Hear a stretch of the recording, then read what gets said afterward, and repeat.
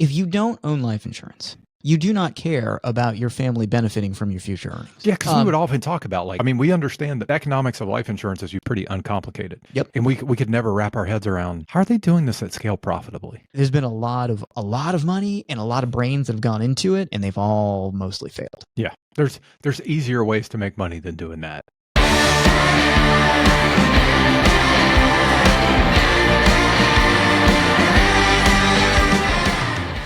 So today we came here to talk about the efforts, the many, many efforts that the insurance industry has made to simplify and streamline the life insurance purchasing process. For the consumer.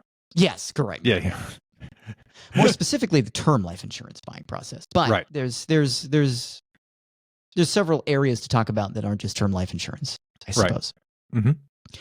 So I don't know about you, but when I was very new to the industry, I was told this was a hard job. Yes. Selling life insurance. Sorry, I should specify. It's tough, but I wanted it to be tough because if it were easy, if the insurance industry could figure out a way to easily distribute its product to the buying population, it wouldn't need me. Right. And everybody would do it. Yeah. That's what I was told. I was told life insurance is sold, not bought. Okay. Very deep, right? Very deep. Yep. Yeah, it's interesting because I think our start dates were nearly 10 years apart, and they were still saying the same things. And guess what? They'd been saying the same things for 10 years prior, 10 years after. It's all the same. At least 40 years or more. Right. Now, in the time that you and I have been working together, which itself spans over 10 years. Yep. We have seen numerous attempts from the life insurance industry to effectively do this, to bring out products and or processes that make the distribution process more direct to the consumer. Right.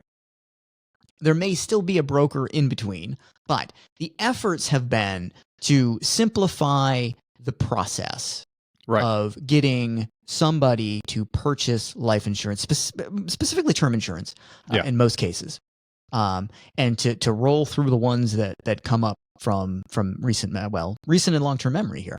MetLife tried to sell one-year term insurance through a kiosk at Walmart, something that we covered back when it was called the Financial Procast. That's a long time ago. Long time ago. And that failed. Your Applebee's gift card, you just get your little MetLife card on the right. And if you can try to get the little plush claw machine to pick something up, that'd be even better, because maybe it's easier to get the octopus out of the plush machine than it is to buy life insurance.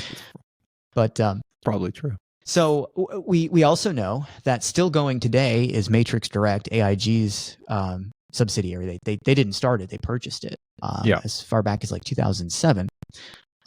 So they've had it for a long time, and it is a sort of directish to consumer term life insurance brokerage They used to business. do a lot of television advertising. I don't know if they still do because I don't watch television, but they did. And while they do operate, I do believe, as a broker, the majority of the people who go to Matrix Direct end up with an AIG term life policy, or Corebridge, as they like to call themselves today. We don't know much about Matrix Direct because while AIG has owned it, as I mentioned, since 2007, they never mention it in any of their quarterly filings. So that would indicate that there's probably not much to gloat about. If it were doing swell, they'd never stop talking about it. SelectQuote went public in 2020, which was an interesting time because SelectQuote actually operates very similarly to Matrix Direct. It's just not owned by a major life insurer. And when it went public, this was something that I was particularly interested in watching unfold, because they'd have to show us the numbers. Exactly. We were going to see the operating numbers from one of these operating numbers from one of these operatings. Listen to me. So yeah, because we would often talk about, like, how does this? Because I mean, we understand that the economics of life insurance, as you've been around for a long time, are not that secret. Like, the money that's paid, we understand how it works. It's pretty uncomplicated. Yep. And we could never wrap our heads around, how are they doing this at scale profitably? Yeah, what would be the benefit to a term life brokerage kind of? And we should talk about the way most of those things work is they spend boatloads of, and I'm talking about Matrix Direct and SelectQuote. There's a lot of other ones out there, but those in particular, they're on the list. We're going to talk about them. Right. But what their business model is to spend a boatload of money on marketing to get inbound calls to a call center where they have sales reps, right, and who are licensed agents, and those agents sell the term insurance. That's how it works. Yes. And typically they're paid on commission, just like every other insurance agent is, but they're paid significantly less than what you or I would be paid because the company is incurring all the marketing costs and et cetera, et cetera, et cetera. So correct. So SelectQuote goes public, and we now get to peek under the hood to see what's going on, and not great things. So SelectQuote went public at a valuation of $3.25 billion, which is big. And as of today, well, right-ish now, current market cap on SelectQuote is $294 million. So I've done the math. That's a 91% loss. Would have been a good short, is what you're saying. 91% loss in value. Yeah. Struggling to make money here. Yeah. Policy Genius is another company that has come about in more recent years. I forgot about them. Where'd they go? Policy Genius is a company that came about more recent years to do basically the same thing SelectQuote was doing. So the claims of innovation are, but they just had branding for a younger. Yeah, exactly. That's basically what they were doing. If you were watching a YouTube video about how to tile your bathroom, and all of a sudden the guy telling you how to tile it starts telling you about buying term life insurance, sure enough, you were going to hear a Policy Genius ad. So he might even throw his Raycons in while he's doing the ad. None of these people are paying us. What were we talking about them? Yeah, I know. Yeah. So Policy podcasts. Genius, they were all over podcasts. Yeah, tons of podcast advertising. They were acquired last year by a tech company called Xenia, and that was after laying off 25% of their employees in 2022. Right. So unfortunately, if you're looking to tile your bathroom, I don't think you're going to find out that you can buy term life insurance from Policy Genius anymore. It was not a genius business model. No. And then Mass Mutual incubated basically and brought to market Haven Life, which was a kind of a interesting structure here, because Haven Life was conceived of by Mass and some other people, and it formed as a subsidiary underneath Mass Mutual. Right. And they tried very hard to incorporate that into their other models. And it wasn't just term life insurance. There was some whole life products that they had rolled out under Haven as a sort of direct apply online kind of model. And they announced late last year that they were done with it, pulling the plug, and Haven is now done. It was around for what, like 10 years maybe? Something like that. It did. It goes back to 2014. So yeah. We were basically on the 10th year anniversary. Didn't quite make it. So, these numerous attempts to roll something out that is direct to consumer on a national stage, and by and large to sell them the most simple life insurance product on the planet, term insurance. It's you get this much death benefit for this much premium. There's not a lot of nuance in it. Of all the products that we can explain to people, term life insurance tends to be the easiest and quickest. Yeah. You need a certain amount of death benefit, you're going to pay a certain amount of premium, and in general, you're going to have it for a certain period of time. Yep. That's how most term insurance works these days. Pretty simple equation. Yeah. So if you need $1 million, it's going to cost $800 a year. You're going to have it for 20 years. Yep. Done. And, in the world of brokerage, because term insurance is often spreadsheeted, as many of the people that I knew at Guardian like to say. Yeah. You basically talk to somebody who says, well, company A at $1 million is 800, company B is 750, and company C is 925. Which one do you want? Right. The only nuance that comes in, which is something we learned just from experience in the business, typically the company that's the cheapest is also the most impossible to qualify for the cheapest. So, I mean, it's a very much a bait and switch tactic used by what I was always trained as calling them rot gut term insurance carriers, because they know that it's such a hassle to go through the underwriting process that even if it comes back at, you thought it was going to be 700 and it comes back at 925, chances are you'll just pay it because Who wants what else to are go you going through to all do? that It's hard stuff to start again? the whole process over again. And yeah, it's very much, I had always assumed that was, or I'd always accused companies like Select Quote Matrix Direct of doing that, because they would do those 10-year life insurance examples on a 35-year-old at super preferred rates. And it looked like they were practically giving it away, right? Right. Like for $15 a month, you They can didn't get $1 tell you million that of coverage. 0.1% of people who applied qualified for that that rate. Well, it's not quite as bad, I don't think, today, but I can remember some years ago, you and I joking about some term policies that were issued at a preferred best rate at a certain company with a very unremarkable home office in Woburn, Mass. That we joked, you guys, you better hurry up before they realize they accidentally stamped this with the super preferred rating, because they don't do that very often. They keep it in a vault down there. Yeah. So it turns out that selling life insurance of any sort in a kind of simplified direct-to-consumer manner on a national stage is a hard thing to do. It's such a mystery. It's just not easy to convince people to spend money on something they don't want to buy. I was gonna say, it's really not that big of a mystery, is it? No. It just, people don't want to buy it. So, yeah. I mean, I'm not saying they shouldn't buy it. Plenty of people who need to buy it. One of the things we've talked about before is there's this nuance in the world of life insurance is and I don't want to offend anyone, or maybe I do want to offend the right people. If we're not going to grow the audience if we don't start offending people, so that's right. Offend like if you're not a person who has values, you're not going to buy life insurance because you don't care about.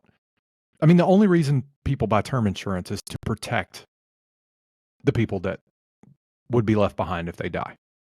That's it. Yep. I mean, there are caveats. I mean, it could be the bank's forcing someone to buy it because they have a loan, and the bank wants to make sure they get paid if you die.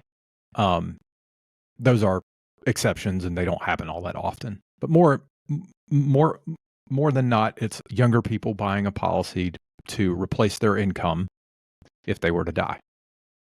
I want to spend some time with this because I think it's something that you and I think have shied away from saying for stupid reasons. Yep. And I think it's worth pointing out that if you are married, have kids, and you have practically no life insurance, right? Even if you live in a two income family where you and your wife earn pretty much equal amounts, if you don't own life insurance, you do not care about your family benefiting from your future earnings. Right. Now, I've talked to many people who say, look, both my wife and I make much higher than average incomes. So if one of us were to die, the other one would be able to carry on just fine without the other spouse. And maybe they're correct about that. That's fine. But what you're also telling me is that you do not care about your spouse or your children benefiting from your future earnings if you pass away. Yeah. Well, I adopted the attitude many years ago that I'm not going to argue with anyone who tries to justify not spending $40 a month. Like, are you kidding? Like, we're not going to have this argument. I remember very early on, I think I've shared this on a podcast, but it's probably been a long time. When I got into the life insurance business, I came from another industry. I had another job before that. So naturally, the first people that I tried to contact were the people that I worked with that I liked. I was living in a town where I wasn't from there. I didn't know anybody there aside from a handful of people. So, I was pressing my network as much as I possibly could. And I remember going to lunch with this guy. To lunch, guess who paid? It would have taken me 8 more term policies just to cover that one lunch, probably, if he'd actually bought one. So I went to the meeting prepared because I knew what kind of money the guy made because I'd worked there and stuff like that. So I had a pretty good idea of what his need was, and it wasn't very large because he was pretty young and he didn't have a lot and didn't have much of he had, I think, a stepdaughter at the time or something like that. So I went and I totally lowballed. It was like $150,000, maybe $200,000 term policy. It wasn't anything big. The premium was $12 a month. So I didn't. So lowball, you mean you went in with a very low death benefit, probably inadequate if we were doing it. Needs analysis on it. But trying to show him something and affordable. And I knew him and his character, and I knew that he would never agree to, like, he had a very limited mentality.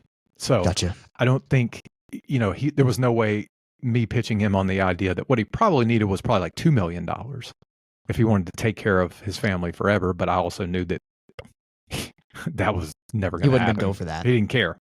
And that should have been the first red flag, that I was talking to the wrong person if I knew that about him. But I was new and I needed to make a sale.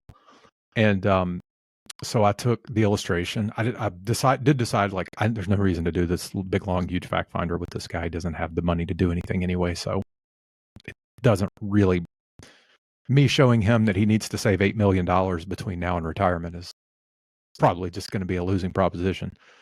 Let's just try to get him some term insurance to handle that need. It was $12 a month. I remember this specifically. That was what the premium was. And so I showed it to him. I explained, like, this is very simple. This is what happens. This is how it works. It's $12 a month. What do you think? I'm shortcutting this, but that's basically what I said. He was like, oh, I don't know. I probably have to talk to my wife about that. Now, this was a guy who'd never talked to his wife about anything. I knew like he was a bull in a china shop. Like, he did whatever he wanted to do whenever he wanted to do it. So, he spent more on beer every day than $12. So, and he didn't ask his wife if it was okay. And I just remember sitting there at that moment and I'm like, you're telling me that if you die, this thing's going to pay your wife $200,000 and she's going to be upset that you're paying $12 a month for that? Well, I just need to talk to her. And I just knew it was a waste. Like, everything I said after that was a total waste of energy, breath, time. I'm just trying to get this conversation done so I can never talk about it again with you. And, right. Exactly. And so that was one of my introductory experiences to trying to sell, because I thought it was a layup. Right. All right. Why would you not do this? This is simple. Right. You're healthy. You're young. It's $12 a month. Yeah. I too. It's not about the money, is my point. Right. I too very much underestimated the lack of interest. Yeah. People were going to have in doing this at any cost. Right. Like, it takes a special sort of thinking. Yeah. A special type of personality. And you had so much real life experience with, your dad passing away at, when you were a teenager. Yep. And, seeing I'm not saying that the impact that had. I'm not saying it was devastating financially per se, but I'm just saying it was certainly devastating in a lot of ways, right? And definitely brought into focus, like, whatever you think is enough is probably not enough, because there's lots of things that you aren't thinking about that now go unaddressed, or now have to be addressed, just in different ways, because life insurance is not there to pay for it. Right. For sure. Yeah. And believe you me, I came ready to talk about that when I was new to the industry, and people didn't really care. No, they don't. But I'm just meant from, like, a logical standpoint. It had to be difficult for you. Like, I don't understand. Like, oh yes, I'm telling you, like, real life experience of this situation that could have been remedied by a few extra bucks a month, and it wasn't. Yep. And I have had numerous conversations with friends and family, as I'm sure you have, who they'll bring it up. So many that I stopped doing it. Well, I mean, they bring it up, not me. Yeah. Like, they will comment in passing. We should sit down sometime and talk about life insurance. And even if you do, it doesn't. Nothing comes out of the other end of it. They'll even bring it up numerous times, right? Like, you see them 1 month, they say it. You see them 2 months later, they say it again. But they never actually do it, because we've recorded a podcast in the past about a family member that I had that balked on a term life purchase because the premium went up by $20 maybe, and didn't do it. Yeah. And has since passed away and would have actually received a death benefit on that original term policy. And, that $20 difference, there's absolutely nothing that would have been spent with that $20 that would have changed their life. No. Well, it was spent on something. Oh, yeah, it was, but it wasn't. Having the death benefit from life insurance would have been a much bigger for thing their widow, right? Yeah. Than what that $20 was spent on. Yeah. So, these are the decisions people make, and when that's the kind of crowd that you're up against with this kind of product, it's not that surprising that it's not easy to profitably bring it to the market. Yep. And operate. That's the underestimation. That's the piece that kind of comes up, and for years the insurance industry has benefited from the fact that idiots like you and I are out spending all the time and money figuring out how to get people to actually buy this stuff. Right. They just reap the rewards of what we do. Yeah. And it's honestly, Select Quote's the most interesting one to me, because that was going to be the first time we could really look at the numbers, and it turns out they're atrocious. Yeah. And we can go off on tangents we shouldn't about kind of my theories as to why Select Quote went public when it did. And I have every suspicion that it has to do with people knowing that now was the time to do this, to extract the most amount of benefit before this all comes crashing down. Right.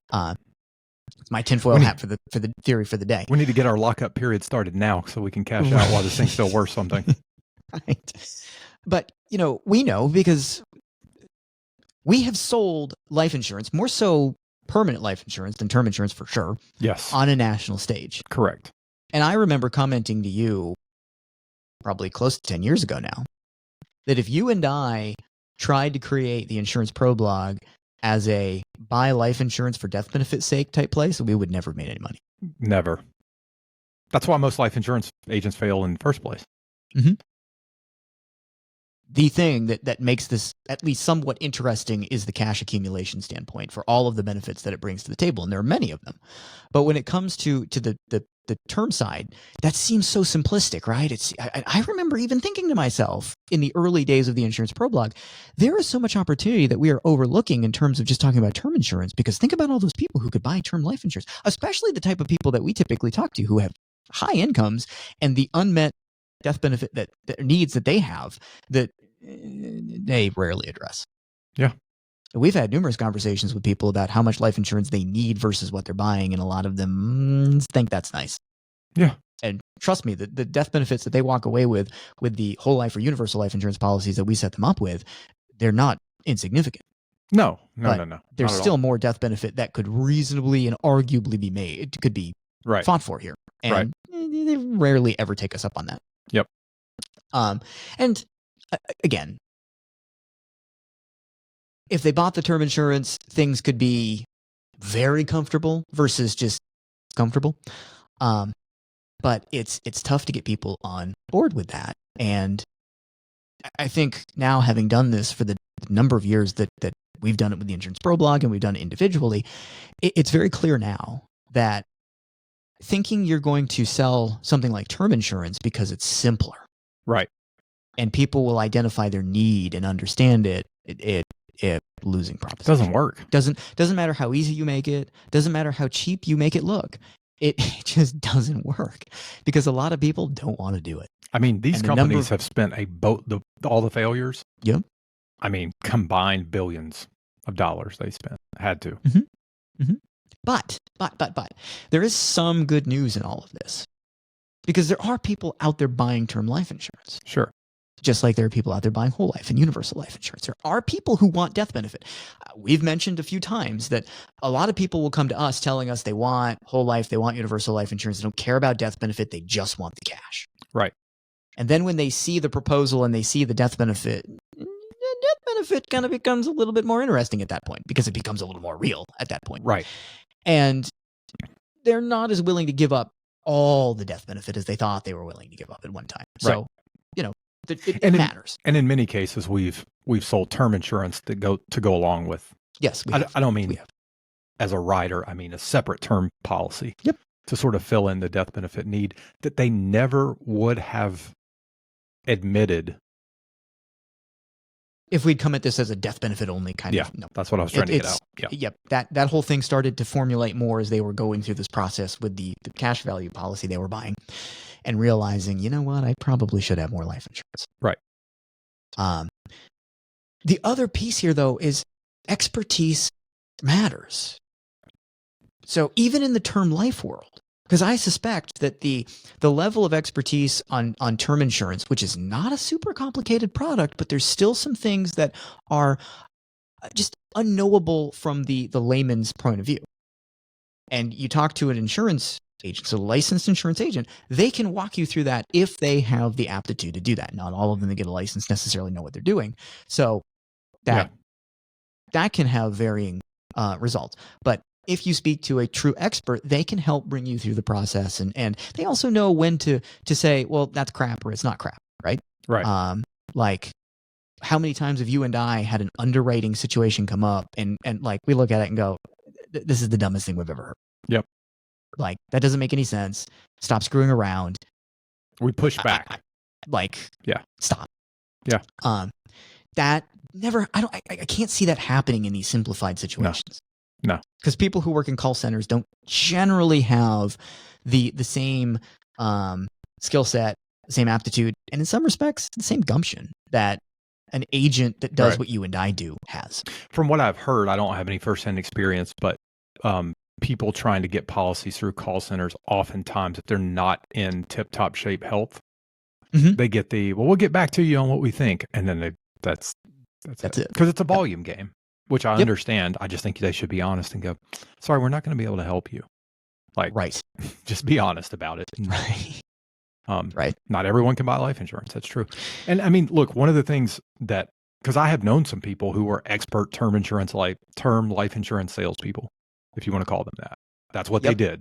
99% of everything they did was that. Who ran call center like situations, if I'm not mistaken, Absolutely. and did it successfully. But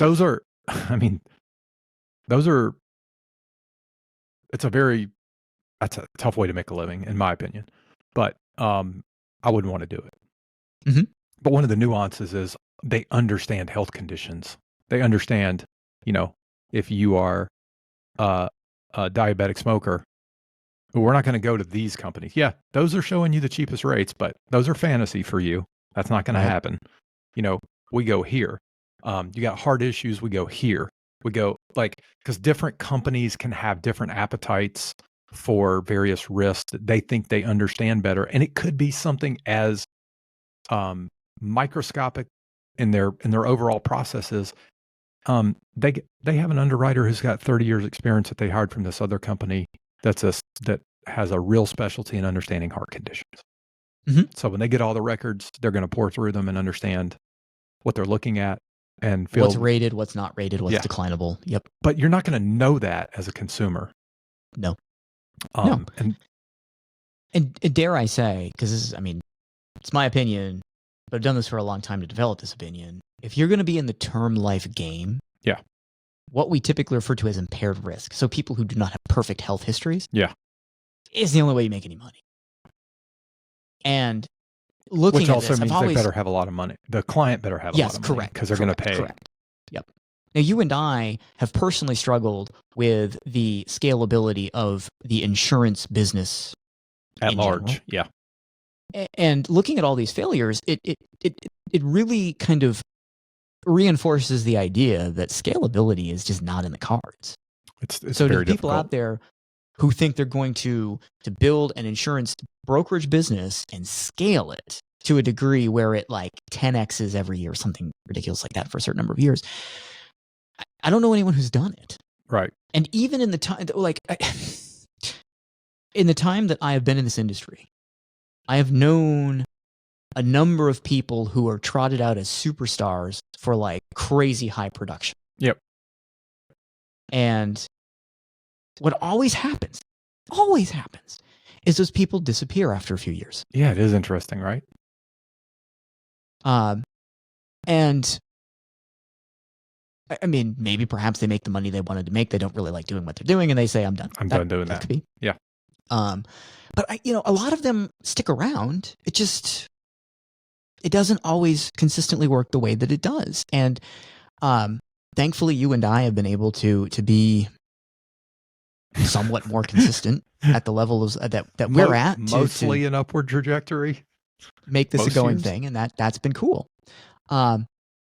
But Yep.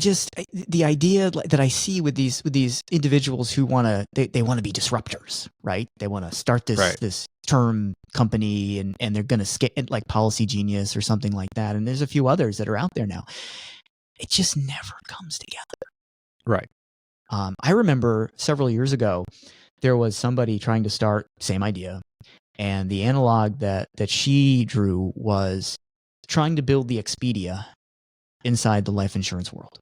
So her point was companies like Expedia, they took business that travel agents didn't really want.